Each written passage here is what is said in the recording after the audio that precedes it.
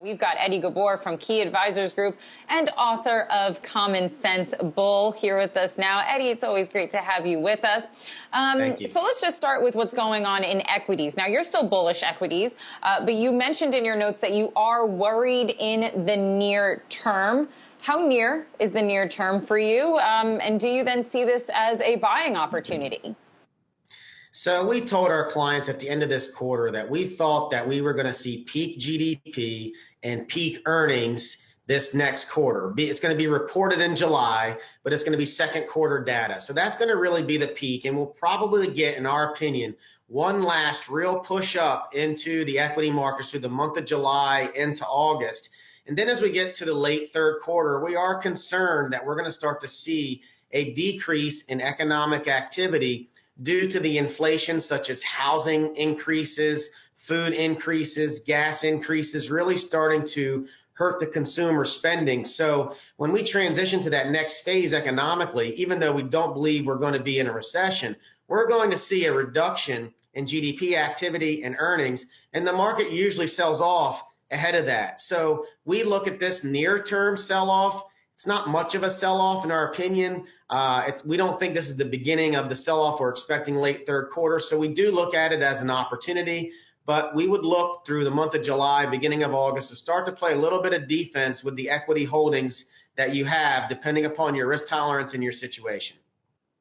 All right, so let's talk about that. Where are you seeing opportunity, and how should investors really start playing defensive?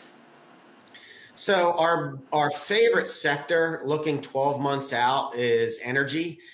We think oil prices, in our opinion, is the one commodity that even if we see a slowdown economically on the consumer, that will more than likely continue to rise due to the supply constraints. So that's our favorite sector. In regards to playing defense, it's a matter of rotating out slowly out of some of your cyclical recovery plays and looking into some more of the consumer staples. You can look at some REITs that are do favorable in the type of environment that we may be in. You can look at things like utilities and gold, things that we really haven't owned when we were playing the recovery trade. But again, I think it's safe to say that we've seen the biggest surge we're going to see in regards to spending and economic activity these first 6 months of this year. And it's going to be really difficult to replicate what we just saw. At the end of the day, I would rather de-risk early than late. And just hope that the correction is more of a shallow correction. Eddie, I'm really glad that you mentioned oil because so many people have been talking about the demand, the pent-up demand for energy. But we have this Delta variant right now that is surging. We are seeing a lot of countries starting to reimpose their restrictions. Some closing borders again, the UK, which has always been really a leading indicator for the United States, putting more and more countries on its red and its amber list, which would force its own citizens to go into quarantine. Do you think that this Delta variant right now could present a headwind to the markets, or do you think that perhaps investors right now are ignoring what's happening with coronavirus, and could it be to their peril?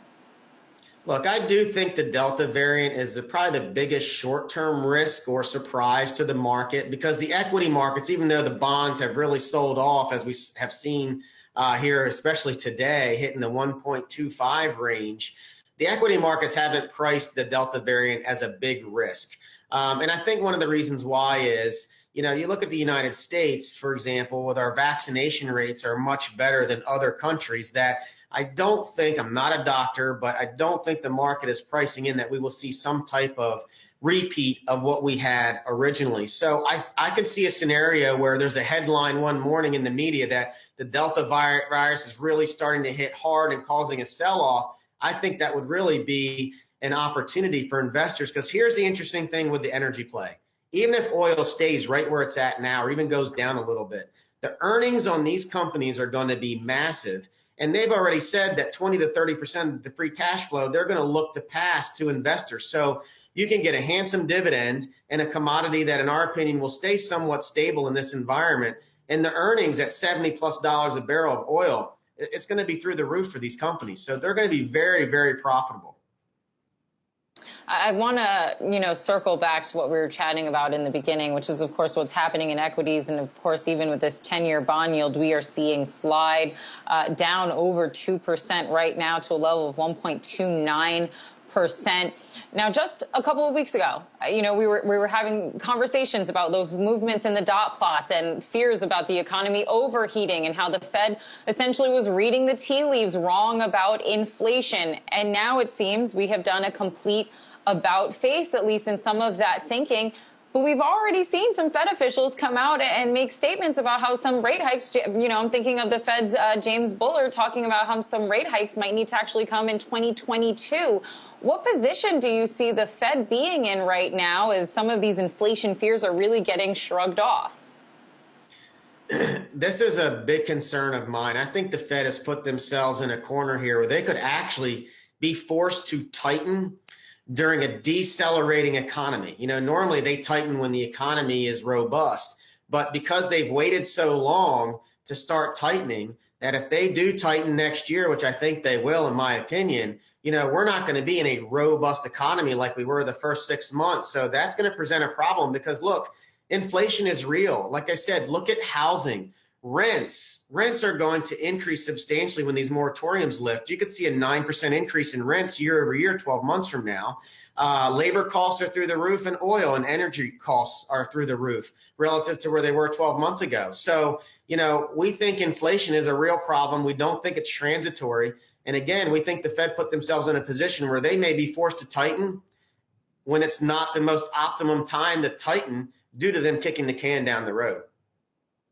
All right, Eddie Ghabour, author of The Common Sense Bull. Thanks so much for joining us as always.